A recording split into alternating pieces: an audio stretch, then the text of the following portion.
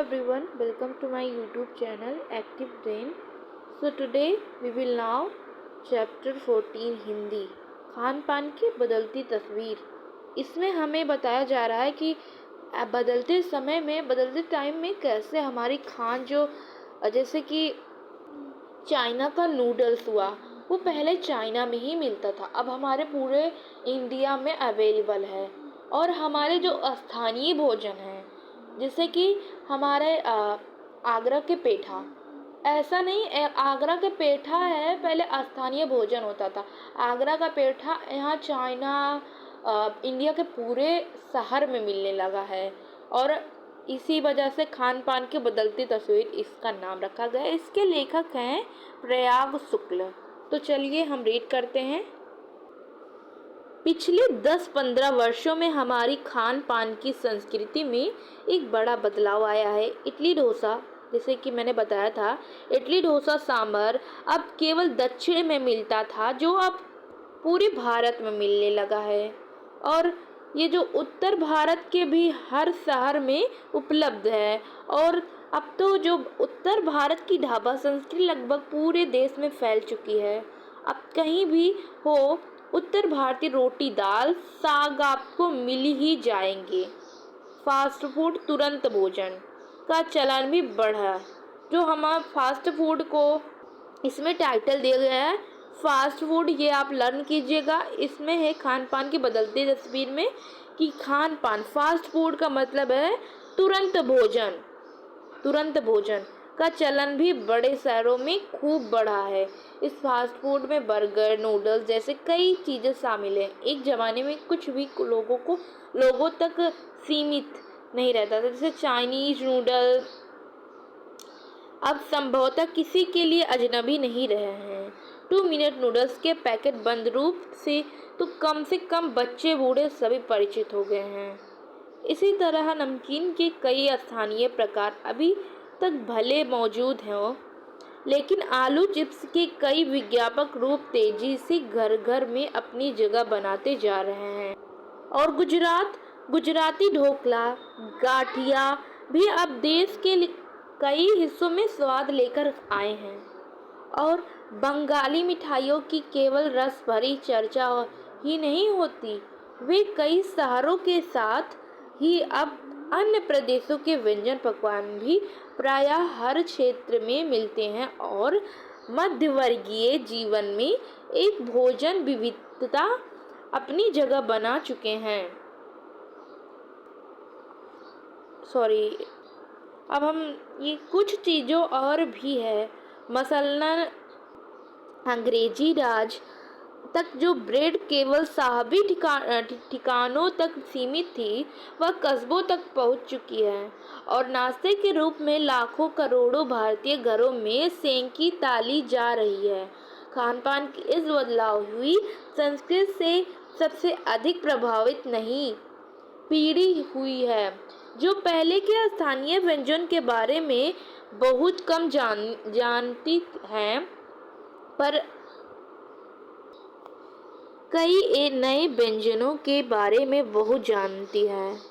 स्थानीय व्यंजन भी तो अब घटकर कुछ चीज़ों तक सीमित रह गए हैं, जैसे कि बम्बई का पाव भाजी और दिल्ली के छोले कुलचे की दुनिया पहले की तुलना में बड़ी जरूर है, पर अन्य स्थानीय व्यंजन की दुनिया में छोटी हुई है। जैसे कि ये चाइनीज़ नूडल है और हमारे ये चाइनीज़ नूडल है, चाइना का समझ लिए चाइनीज़ नूडल है, और ये है छोले कुलचे। तो सब लोग नूडल्स ज़्यादा खाएंगे, ना कि छोले कुलचे। इसी प्रकार हमारा जो व्यंजन है, स्थानीय व्यंजन, वह घटता चला जा रहा है। लोग फास्ट फूड बहुत खाते हैं और जो हमारे भारत का स्थानीय भोजन था वो सप्त हो गया है। जानकर ये भी बताते हैं कि मथुरा के पेड़े और आगरे के पेठे, नमकीन में अब वह बात कहाँ रही, यानी जो चीज़ें बची भी हुई है उनकी गुणवत्ता में फर्क पड़ा है। फिर मौसम और ऋतुओं के अनुसार फलों, खाद्यान्नों जो से व्यंजनों और पकवान बना करते थे, उनके बनाने की फुर्सत भी अब कितने लोगों को रह गई है। वह अब गृहिणियों या कामकाजी महिलाओं के लिए खरबूजे के बीज सुखाना, छीलना और फिर उनसे व्यंजन तैयार करना सचमुच दुस्साध्य है। यानी कि पहले जो चावल होता था, पहले मशीन नहीं होती थी तो लोग उसे उसे कूटते थे, और अब की महिलाएं उसे, जो अब मशीन राइस मिल हो चुकी है, तो वो आसान से जितना ही क्या कहते हैं, जितनी भी मशीन बढ़ रही है उससे लोग आलसी भी होते जा रहे हैं। चलिए हम इसको पढ़ते हैं। यानी हम पाते हैं कि एक और तो स्थानीय व्यंजनों में कमी आ गई है, और वे ही देसी विदेशी व्यंजन अपनाए जा रहे हैं जिन्हें बनाने पकाने में सुविधाएं हो। जैसे कि हम चाइनीज़ नूडल और खाना, सबसे पहले कौन सा बनेगा? चाइनीज़ नूडल बनेगा। फास्ट फूड जल्दी तैयार होते हैं, वो लोगों को नुकसानदायक पहुंचाते हैं, लेकिन लोग उसे खाते बहुत हैं। जटिल प्रक्रियाओं वाली चीज़ें तो कभी कभार व्यंजन पुस्तिकाओं के आधार पर तैयार की जाती है। अब शहरी जीवन में जो भागम भाग हैं, उसे देखते हुए स्थिति स्वाभाविक लगती है। फिर कमर तोड़ महंगाई ने भी लोगों को कई चीज़ें से धीरे धीरे वंचित किया है। जिन व्यंजनों में बिना मेवों के स्वाद नहीं आता, उन्हें बनाने पकाने के बारे में भला कौन 4 बार नहीं सोचेगा। खान पान की जो मिश्रित संस्कृति बनी है, इसके अपने सकारात्मक पक्ष भी हैं। गृहिणी और कामकाजी महिलाओं को अब जल्दी तैयार हो जाने वाले विविध व्यंजनों की विविधताएं उपलब्ध हैं। नई पीढ़ी को देश विदेश के व्यंजनों को जानने का सुयोग मिला है, भले ही किन्हीं कारणों से और किन्हीं खास रूपों में, क्योंकि यह भी एक सच्चाई है कि ये विविध व्यंजन इन्हें निखालिस रूप में उपलब्ध नहीं है। निखालिस का मतलब हम बताएंगे अगले वीडियो में। आज़ादी के बाद उद्योग धंधों, नौकरियों और तबादलों का जो एक नया विस्तार हुआ है, उसके कारण भी खान पान की चीज़ें किसी एक प्रदेश से दूसरे प्रदेश में पहुंची हैं। बड़े शहरों में मध्यवर्गीय मतलब कि मिडिल क्लास, जो ना गरीब हैं जो ना अमीर हैं, मध्यवर्गीय स्कूल में जब दोपहर के टिफ़िन के वक्त बच्चों के टिफ़िन डिब्बे खुलते हैं, तो उनसे विभिन्न प्रदेशों के व्यंजनों की एक खुशबू उठती है। हम खान पान से भी एक दूसरे को जानते हैं। इस दृष्टि से देखें तो खान पान की नई संस्कृति में हम राष्ट्रीय एकता के लिए नए बीज भी मिल सकते हैं। बीज भाली भांति तभी अंकुरित होंगे जब हम खान पान से जुड़ी हुई दूसरी चीज़ों की ओर भी ध्यान देंगे। मसलन हम उस बोली बानी, भाषा भूषा आदि को भी न किसी रूप में ज़्यादा जानेंगे, जो किसी खान पान विशेष से जुड़ी हुई हो।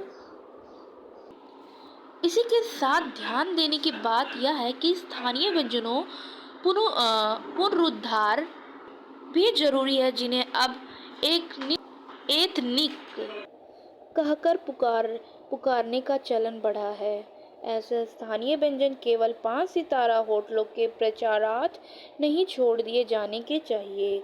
5 सितारा होटलों में वे कभी कभार मिलते रहें, पर घरों बाजारों में से गायब हो जाएं तो ये एक दुर्भाग्य ही होगा।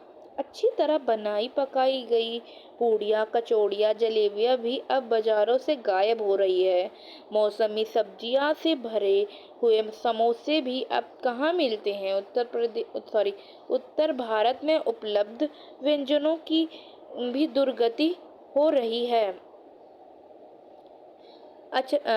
अचरज नहीं कि पहले भारत में जो चीज़ें गली मोहल्लों की दुकान में आम हुआ करती थी, उन्हें अब खास दुकानों में तलाशा जाता है।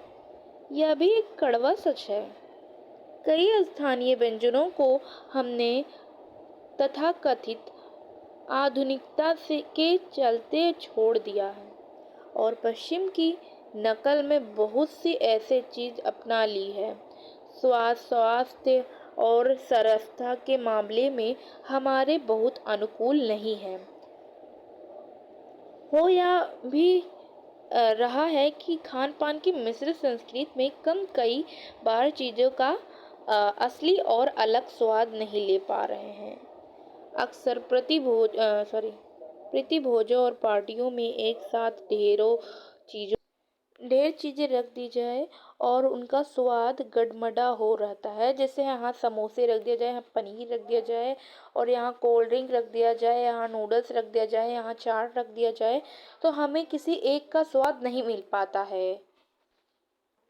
खान पान की मिश्रित या विविध संस्कृति में हमें कुछ चीज़ें चुनने का अवसर देती हैं। हम उसका लाभ प्राय नहीं उठा रहे हैं। हम अक्सर एक ही प्लेट में कई तरह की और कई बार तो बिल्कुल विपरीत प्रकृति वाले व्यंजन परोस लेना चाहते हैं।